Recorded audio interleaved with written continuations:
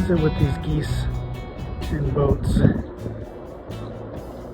don't know if you can see even on that one over there, there's a couple over there. Hey everybody. So it's, we got all the sanding done. I did a little bit more skim coat and things are looking pretty good in terms of the smoothness factor, and I'm going to give it another go. It's not too bad, like looking at it here in the sun, it's hard to tell. This boards look pretty flat. This one here is not too bad too. I can see I've got something right there to deal with, but it's hard to tell when the sun is coming at it this way. When the sun is skimming across, you can see here I've got a little dent and a little dent right there, so I'm gonna have to sand a little bit more off. But aside from that, I decided to for the last layer, I don't know if this is going to work or not, but I just wanted to try something. I was getting like little dust particles on my top coat, and it's probably because, you know, I can't quite vacuum and get everything out of here. So what I'm going to do is I'm going to cut out a piece of wood that will fit this companionway entrance. And then I bought myself a 20-inch box fan, which will be a pretty big part of that. And I'm going to make it so that it sits in here and then blows out. So I'm kind of hoping, I don't know if I can put a mesh or something in here, or if I could just a crack open or something, but I don't know, to keep the airflow working. Basically, I'm going to have the air being blown out through the companionway entrance over there. And I'm hoping that any little dust that I might kick up will get sucked out by the fan and not end up on the paint. That's kind of the goal. So I'm going to try that before I paint tomorrow. So I'm going to build it here tonight, and then tomorrow it's going to be 25 degrees out, pretty abnormal. Right now it's I think it was +6 Celsius, so warm enough to do a few things, but I want it to be above 10 to paint. So with the plus 25 tomorrow, it'll be good. And it's only like that for like 2 days, so 25 and then I think 20, and then it goes back down to 10 or 12 again, and then 3 to 4 in the morning or overnight. Well, that's my brainchild. Basically a box fan in the companionway. It says it moves 2,300 or something CFMs. So it's a fair amount of air movement. I feel a little bit of back pressure here, but I'm going to try this out, see if this helps with painting tomorrow.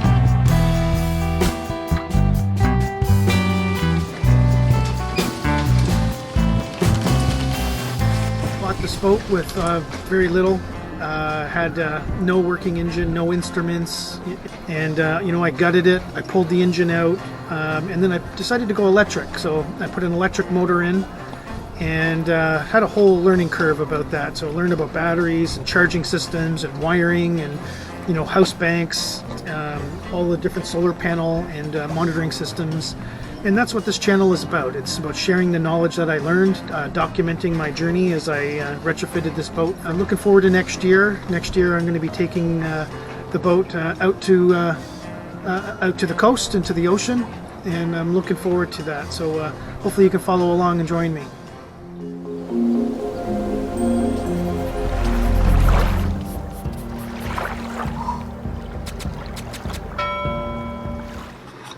Alright, so this is my shop vac, 2.5 horsepower, and right now it looks like with my lights and all of my Victron and everything, I'm pulling out 56 watts. So this is, I don't know how many watts this is, but we're going to see this thing jump as soon as I turn it on.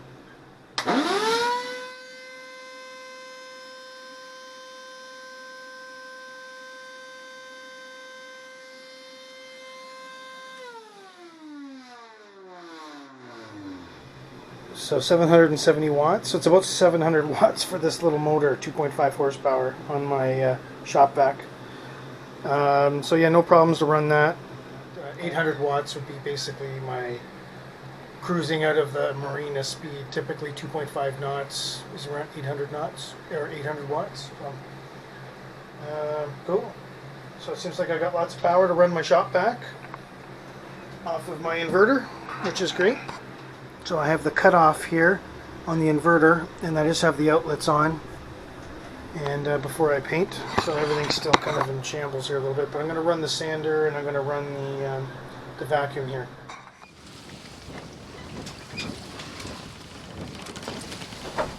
Well, we're just taping up these last few pieces. We're going to be just putting a top coat on here. There's still a little bit more work to be done on these, so it won't be the finishing coat, but it'll at least protect this from water with the enameled top coat. And Jalissa's actually taping up the windows too. She taped up the winches so I can get some paint in there. Right now that's just primer. And then this will be all good. So I'll be able to go around the windows. We're just doing this deck edge here first.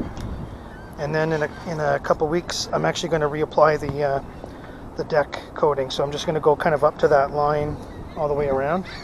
And this one here had a spinnaker adjuster for tensioning the spinnaker. I don't know, it was a little excessive for my sailing. I'm just cruising, I'm not doing racing. So when I pulled that out, there was like a little, like a ridge. It had been so tight that it bound itself into the fiberglass. So I just cleaned that up and did a little filler on that. And the same with the bolts there. So that's basically what I'm going to be doing right now, just going around, giving that a paint, and then we're going to paint the inside. Jalissa's wiping down with acetone. This is our multi-purpose rug here. We need to get more rugs, I think. Yeah, I think so. We're getting ready to put that top coat down, and just to show you the contrast. So we got the top coat here on this side, and this is without the top coat. So without and with. So it makes a big difference having that on there. And then over here on this side, we just finished the side of it, because I'm going to be doing I have to put down 2 more coats of anti-slip. So I said, well, I'll just do that side today, and the one strip in the middle. And I don't know if you can see, but the camera's good enough to pick it up or not, I don't know. But this side's not done yet, so you can see the contrast between the 2 sides. So yeah, that's looking good. Very shiny. Getting ready to paint using the roll and tip method, and take a look upside. Go ahead.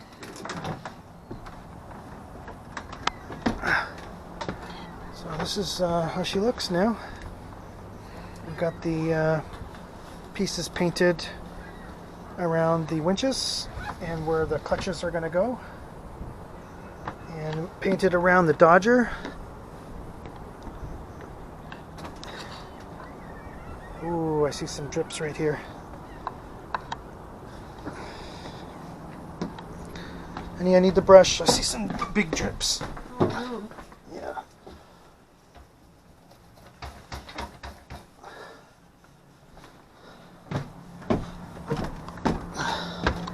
I don't know what happened there.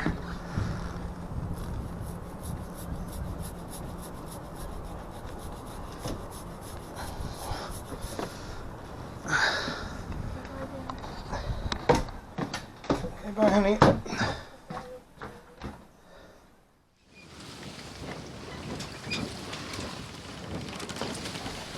This is basically my roll and tip method. I'll just demonstrate here on this side. So try not to put too much on.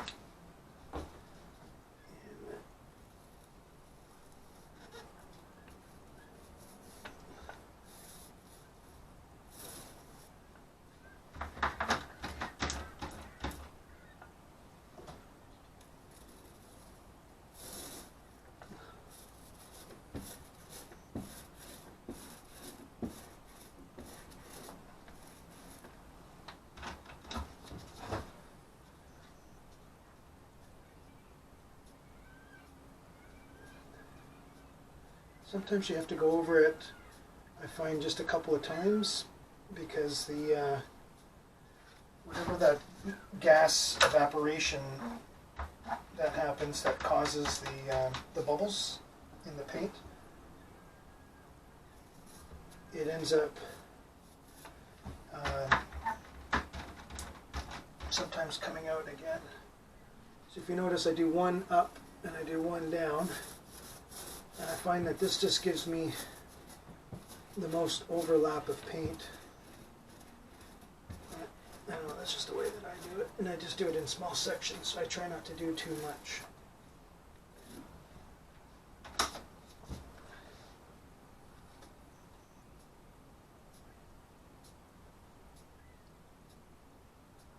That looks really good and very smooth. Very happy with that. That's how I do my tongue and groove, or tongue and roll and tip, tongue and groove. That's construction. Not bad. Now I just gotta wait.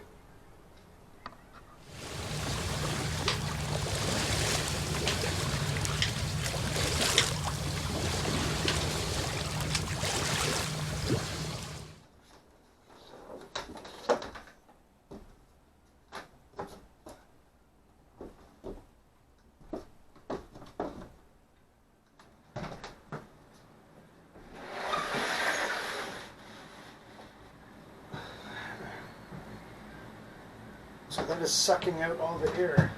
Alright, so I got my fan installed, and that's basically that if I have any dust in here, it's pulling the dust out while I paint. Almost like a paint booth. That's the idea. I'm going to try that just to see if I have a little bit less specks in the dust on this last coat. Because this is the last coat for this inside. It's looking really good. Just applied that, and I think it looks great. Last coat on. It's looking pretty shiny.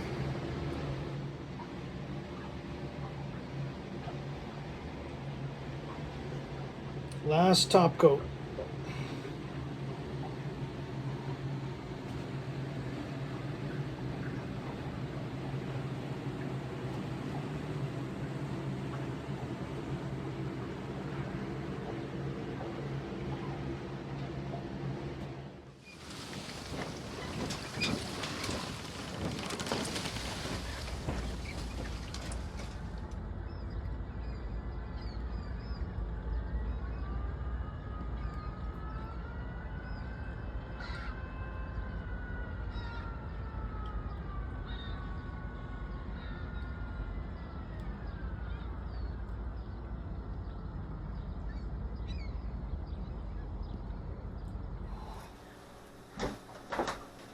Hey everybody, so I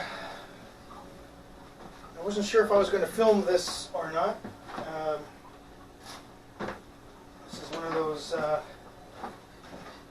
things that I wasn't sure if I was going to do it, how it would turn out. But basically, when I built the Settee, there's a bit of an area in behind here where I can. I have a bulkhead here, and then another one here. So there's actually a gap where some cables are running up, but that's it. So over here there was a little bit of a storage spot, so I decided to gain access to it, and I'll use that for, I'm not sure what yet, but like maybe canned food or something. So anyways, this is my how I did it here. Basically I drew a line center to center, exactly where I wanted the little cubby hole, and then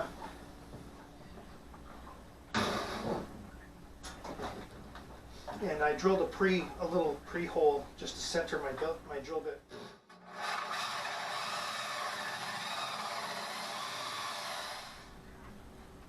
And then after I get 2 holes cut, I basically go with the skill saw, and I just chop a little bit higher than where the lines are, and I sand it off to get it to be the same level.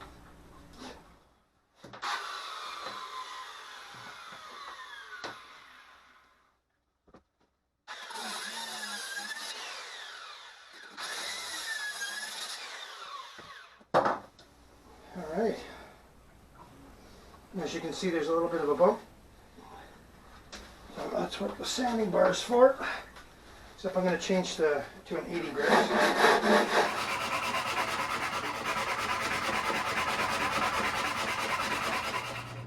Decided to put some access holes into the compartments behind so I can use that for storage. So I cut that out of the backrest, and I can't fit anything in there to sand. So I'm doing it all by hand.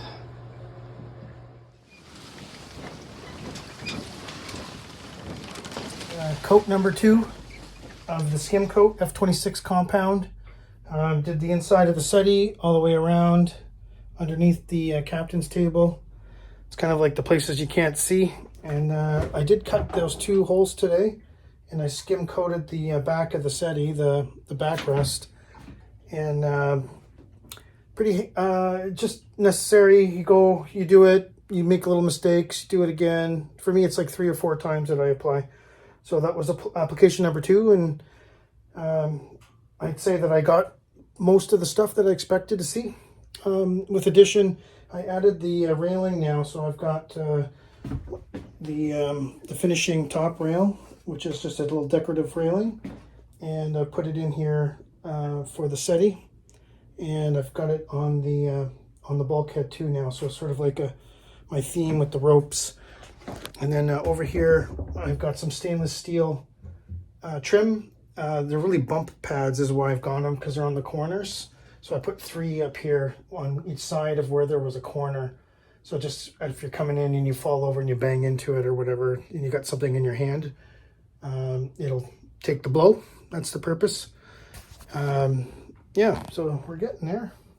Getting electronics back in. I can get the doors in anytime. But I think I'm going to try finishing the doors one more time. And I might give this one more really thin coat. So I might go with like a 500 grit or a 300 grit, something like really light, to just, there's little dust particles. That's my nemesis, is dust. Someday I'll learn how to get rid of them. But in the meantime, it's okay. It looks good. It's not like I'm trying to build something for sale. This is just for me and the family when we're cruising. I love this topside paint because it's so easy to clean. Once it hardens, you give it a couple months, and it's like everything just comes off it. You just rub it, comes off it. It gets very hard. And I've got 4 coats now down on the counter, so it's extremely, even though the top coats are still drying, they need a couple months, like literally over a period of time. They get really hard, like an enamel. And yeah, I really like it.